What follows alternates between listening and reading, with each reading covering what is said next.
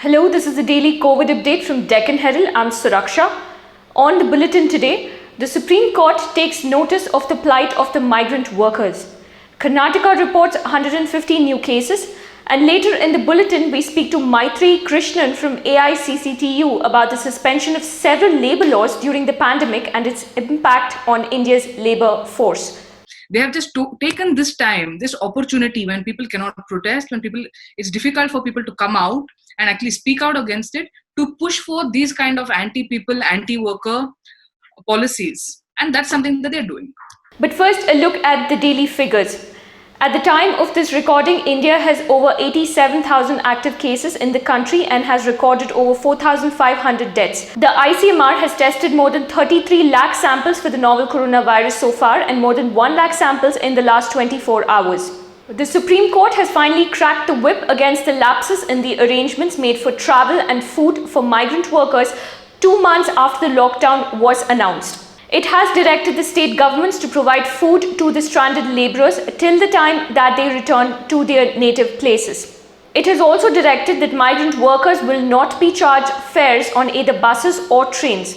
As India prepares to enter Lockdown 5.0, it is now among the top 10 nations with COVID spread. The next phase of the lockdown is likely to see an emphasis on micro-planning. The district magistrates and municipal commissioners from 13 cities that have a high caseload have been asked to define geographical zones after mapping cases and ramping up tests. Moving on to the numbers from Karnataka, 150 new cases were reported from the state today, of which 96 cases have an interstate travel history. Bengaluru Urban has reported cases from the UAE and Qatar. The source of transmission for 6 new cases in Hassan is unknown and is being investigated.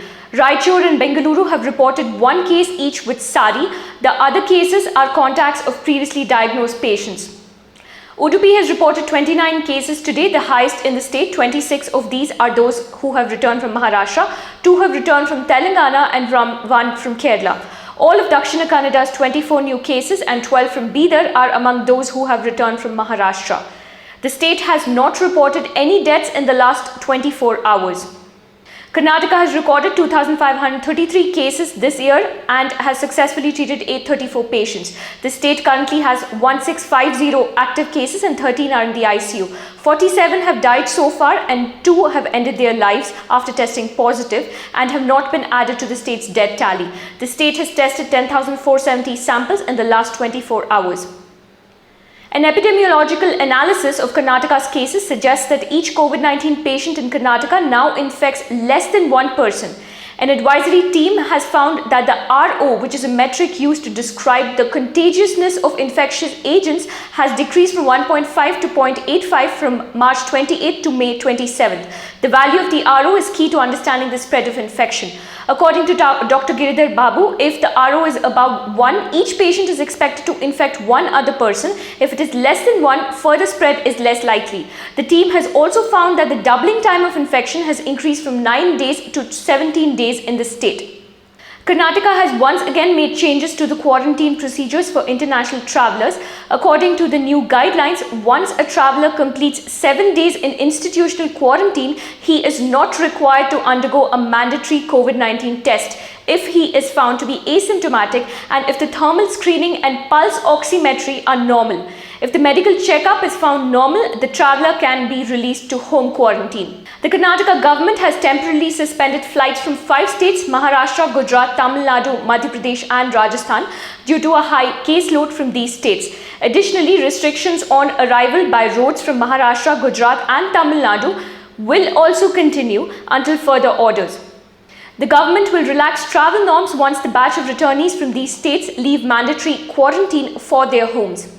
Moving on, the lockdown has had a disastrous impact on the Indian economy and has wiped out the livelihoods of many. Several states have recently suspended key labour laws in an attempt to restart the economy. Several Indian trade unions have petitioned the International Labour Organization.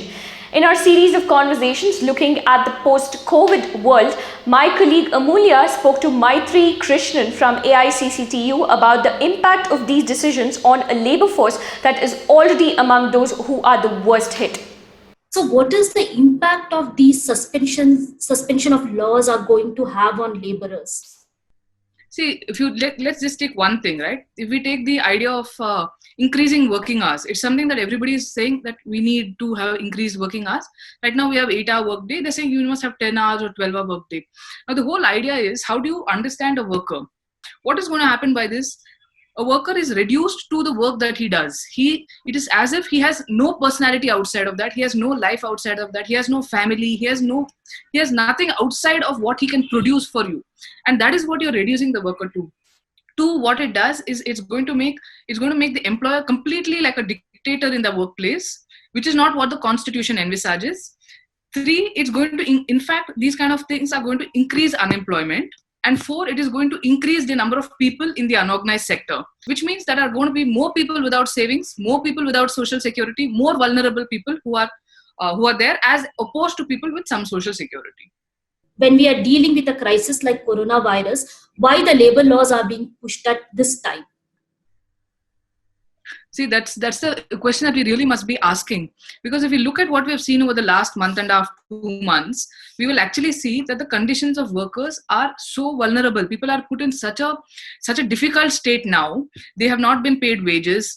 Several of them have lost jobs. And if we really try and understand why is it that workers were in this condition in the first place, we will actually see that the reason this happened was because your labor laws were not strong enough. Was because your labor laws were not implemented or enforced enough. So, for example, we have seen, we've been seeing about migrant workers not having food to eat, not having walking back because you don't have the money to pay for trains, and whose lives have been completely destroyed over the last 2 months. Why did that take place? That took place because you didn't give them any social security, because the policies of the state pushed them into the unorganized sector, pushed them into a place where you have no social security, where you have no savings. The Interstate Migrant Workers Act, which is meant to protect their rights, is the least implemented law.